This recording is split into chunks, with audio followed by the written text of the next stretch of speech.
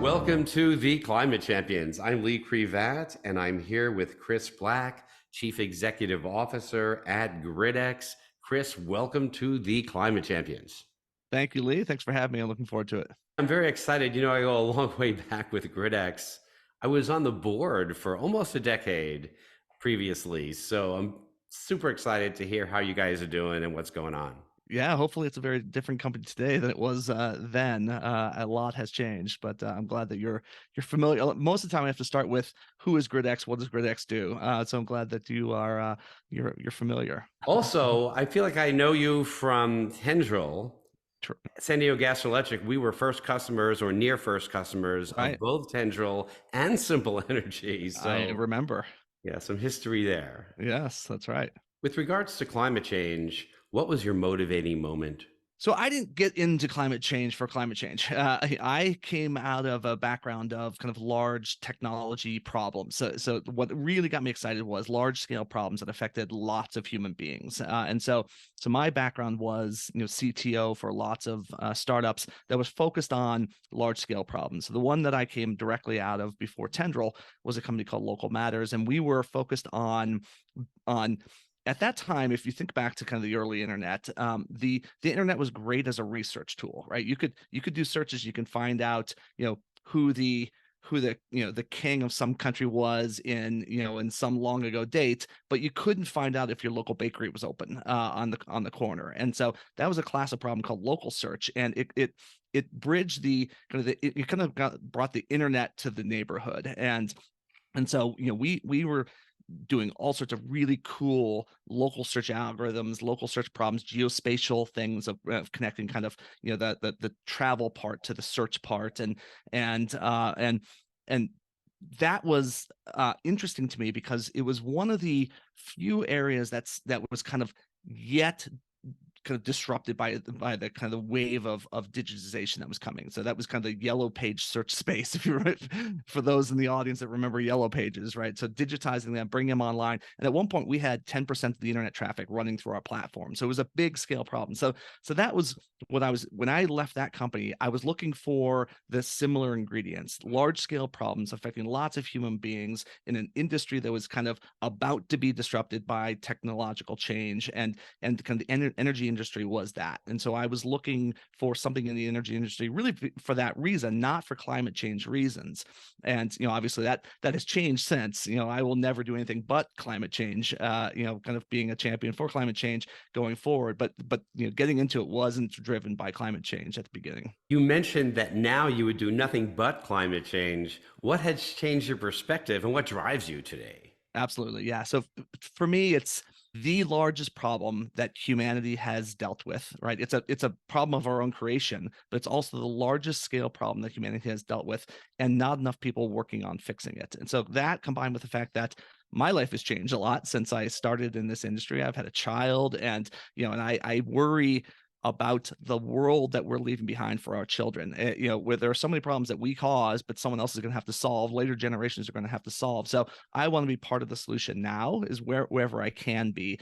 We can all make small changes. Some of us in the industry can make hopefully slightly larger changes by the combined effect of what we're doing, but we can all make small changes, and it feels wrong to not try and make those changes. So I will never do anything but this.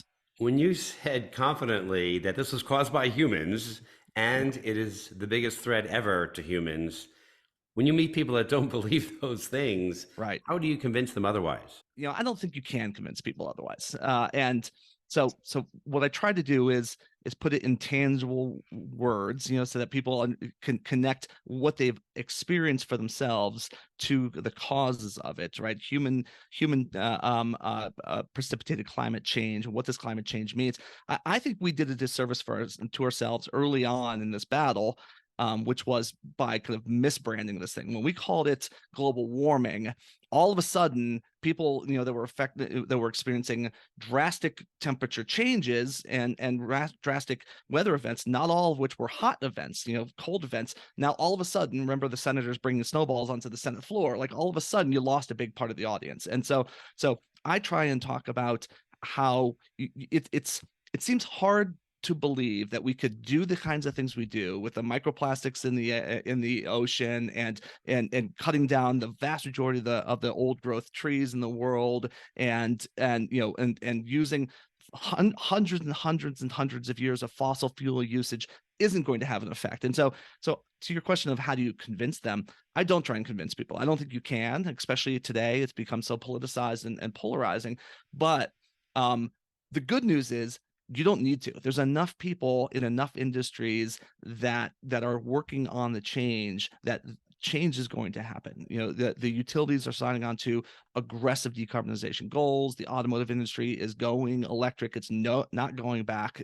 So there are a lot of positive things that if we just focus on those, we're going to have a good effect, and everyone else will come along for the ride. So not everyone needs to be bought in, which is the good news. It's frustrating, but it's also, I think, a very positive thing. Probably 80% of the people I've interviewed in the last year have given an answer similar to, there's no need anymore. Enough people buy in and understand, enough companies understand that we're doing this. Right. Should I stop asking the question?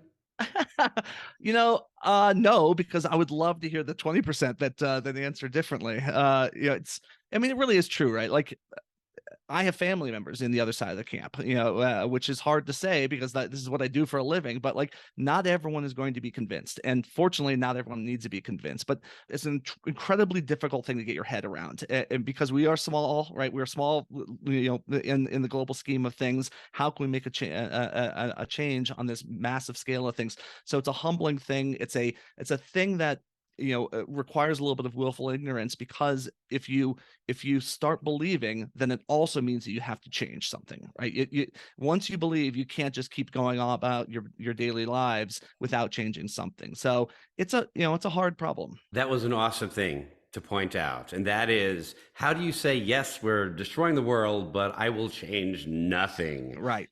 I love that. That is worth me asking that question. There you go. So I know it's complicated, but can you explain what GridX is and how it helps mitigate climate change? Sure. It doesn't have to be complicated. It is a complicated space that we operate in. But fundamentally, what we do is we are the company that works with energy companies to try and implement new types of rates. So if you think about the way we used to consume and pay for energy in the past, it used to be kind of like flat rate, that you had a certain price for your energy. You paid that price regardless of when you used it. And that was mostly because the utilities had control over the supply side of the equation, the demand side of the, if you think about those who supply our electrons and all those of us who all consume those electrons in our homes, that equation was roughly equal, right? That it didn't change a lot, but recently, over the years, but really most recently, with the distribution of, or the adoption of distributed energy resources like electric vehicles and solar and batteries that we're putting in our homes to protect against all these extreme weather events that we're now seeing, has fundamentally changed the demand side of the equation, right? We don't look, as consumers, we don't look the way that we used to look. And at the same time, that demand change has introduced generating resources, things like solar panels all over the grid that the utility never had to deal with. And so the supply side has changed radically. So the utility no longer has the total control of the supply side. At the same time, the generating side is changing overnight, right? Like electric vehicles, everyone's going to own an electric vehicle at some point. And that's radically changed how we generate electrons. The problem for utilities isn't how many electrons we all consume, it's when we consume them, right? So the last thing a utility would want is for all of us who have electric vehicles, all of us come home at 5 o'clock and all of us plug our cars in at 5 o'clock, right? That creates this unsustainable spike, peak that is really hard to deal with. And so what we do at GridX is we work with utilities to design time-varying rates, these rates that change the price of your energy based upon when you're using that energy, because the cost of supply is cheaper at certain times of day.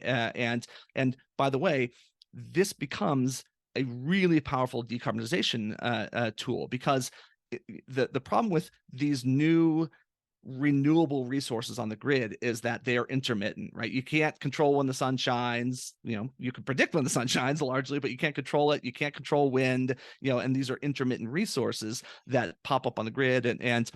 So a way that you can control the mix of those resources onto the grid is a really powerful way is through these time varying rates, where you're tying the rate to the source of those electrons, and you're tying the rate to the time of use of those electrons. And so we work with the utilities to help them design those rates, to do analysis of, okay, if we were to design this rate and roll this rate out, how would this affect our population? Who would kind of win and lose under this, this new rate? Because utilities have to care that they're being equitable to their population, that certain people are going to be disenfranchised and certain others aren't. And so we provide tools that allow them to do full population analysis of their millions of consumers to understand how will people react to this rate, how will they perform under this rate.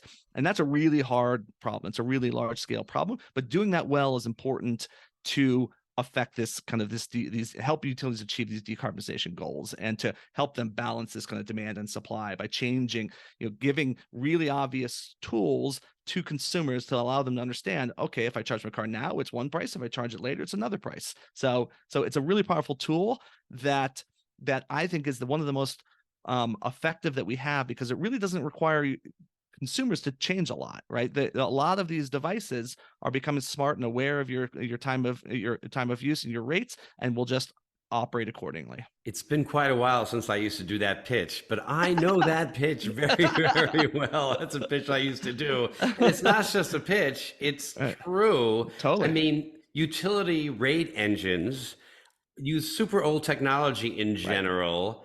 Right. And they can't do things very fast, so they have to break the bills up into many days, and they can only do so much a day.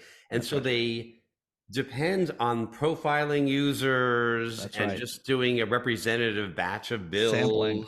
That's right. And GridX can churn through 5 years of every customer's bill overnight and look at every change that would happen and get it right within a penny. I mean, it's just an incredible tool using modern technology to solve really a very new problem. It was okay to take a while when rates were fixed, but in this new world, you're not going to have that. You need to have modern tools. That's exactly right. And it's only getting harder, right? The rates are getting more complex. There's more of them every day. Like if you just look at PG&E as an example, PG&E has 100 rates, and for good reason. It's a large country with very different demographics that behave in different ways, and so this problem is only getting more complicated. So you need the tools that are going to allow you the real-time access to that kind of understanding.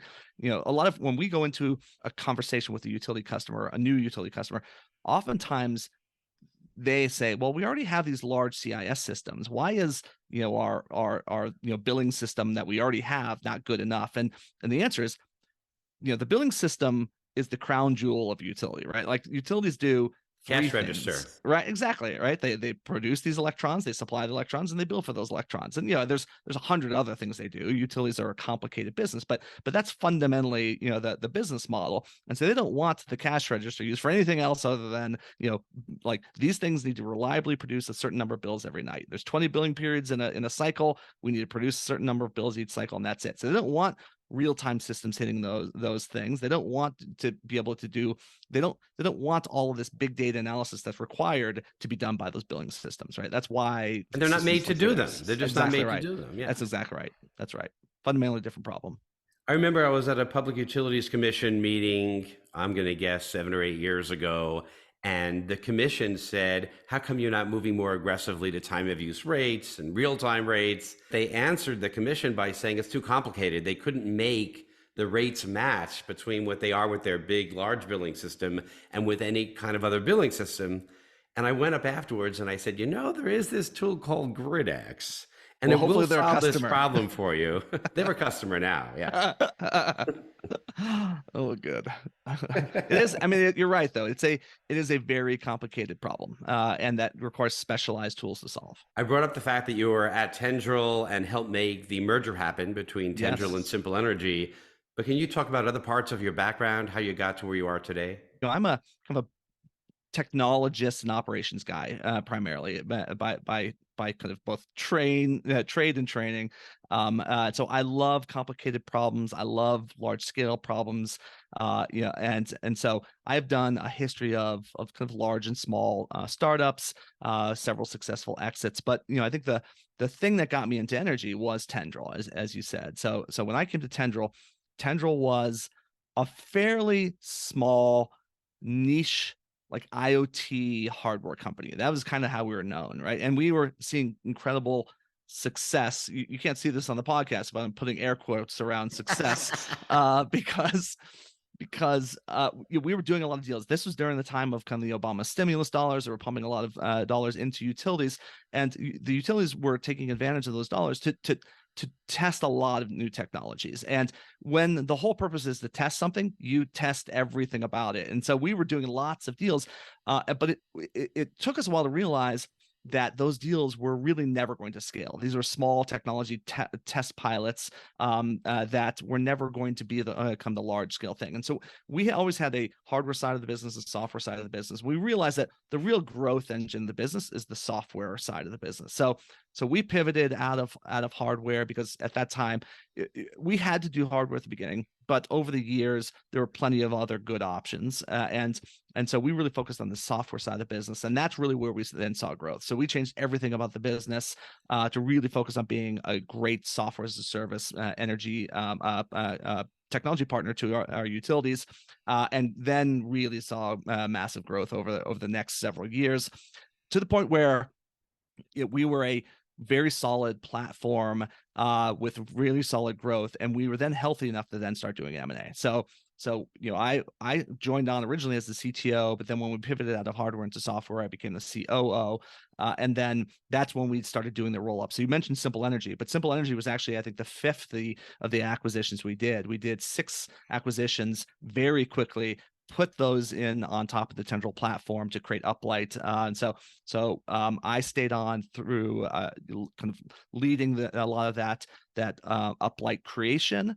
Stayed on for another year, doing the integration of all those businesses, and then jumped over and became an investor in this space. So I was then a partner in a private equity firm doing energy investments and utility transformation energy investments for several years before I started realizing that, when I thought about what I did as an investor, which is kind of source deals, transact, and work with the management teams on the other side, the thing I like the most is working with the management teams. And I just started missing being an operator, which is why, I came to GridX, because it felt like exactly the right thing at exactly the right moment that, that it just needs, to push the gas pedal. Or the accelerator now. I don't even want to call it the gas pedal anymore. It needs to be called an accelerator for going forward, because electric vehicles don't have gas pedals. When I was on the board, I did feel that we had a magical product. So I think the product Yes. was always there. It always felt a little early when I was young. I thought you Absolutely. wanted to be early and wait for the market, but I learned in my That's right. 20s, maybe 30s, being too early is not so good. So I'm glad that GridX was able to survive to this point, and That's I think right. the timing is perfect now. You're exactly right. And the thing that changed, you're absolutely right. We were too early. The concept was great, but it was too early. And the thing that was too early was the fundamental requirement of what we do are smart meters. You have to be able to measure when those electrons are being used. And in this country, we had been stuck at 30% smart meter penetration for ages. And then all of a sudden, over the last several years, we're now up to about 70% smart meter penetration, right? So this idea now is now available to almost every consumer in the United States, almost every utility, with the proliferation of smart meters. And because it works in the cloud, the cost to engage GridX is so much less. A small utility can now replace their billing engine and actually save money instead of That's having right. them cost money. That's right. Can you talk about successes that you've had in your career? I think the biggest success that I've had has nothing to do with my career, and that is, my family. So I would feel lousy if I didn't start there. I know the question was about the career, but the thing I think that I'm most proud of as a human is our daughter is adopted. So we adopted our daughter from China at 22 months, and she is just the coolest, most confident, happiest kid. She's 12 years old now, and so this whole like nature versus nurture question for me is completely answered in my mind. It's nurture, right? Like I know there's nature involved, but like my daughter has my personality. She looks like my wife somehow, and she's just the coolest kid. And so that is the thing I'm absolutely the most proud of in my life.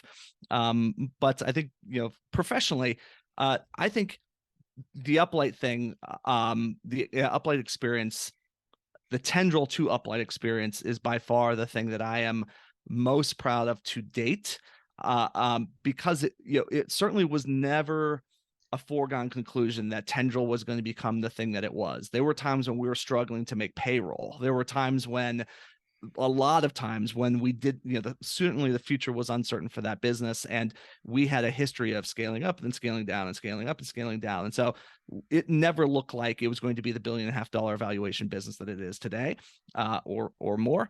And so that took a lot of work. That took a lot of just grinding it out and doing the right thing every day. And there was no like one thing where it was like this aha moment. It was just a lot of work to and hiring great people and getting out of the way and just letting them do great work. And so I think that's the thing that I'm most proud of what we built Uplight into, and what it is today. But certainly I expect GridX to eclipse that by far. We have the most amazing team. Everybody is super well aligned. Everyone's energized about what we're doing. And it feels like there's no better time for what we do in today, right? That all of the macro forces are blowing in our favor, and the world needs what we do. So I fully expect if you ask me that same question 2 years from now, 3 years from now, my answer is going to be GridX. That's awesome. I really hope it is. Again, I've been a fan for over a decade, so go GridX. Yes, agreed. So when we look ahead, we're going to see GridX.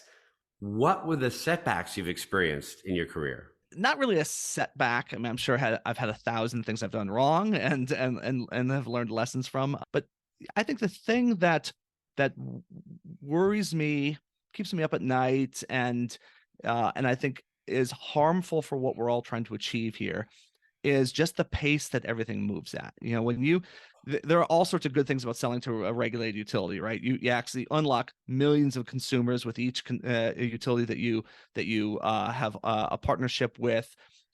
These are long-term contracts that are well-aligned partners. We're all trying to achieve the same thing, but they're also regulated utilities, which means everything has to happen through a tender process. Everything, timelines move at a different pace, and then once you've won a contract, everything takes longer to get it into people's hands, and so that I think isn't necessarily a setback, but it is the thing that worries me the most about affecting the kind of change that I know is possible on a timeline that I wish was possible.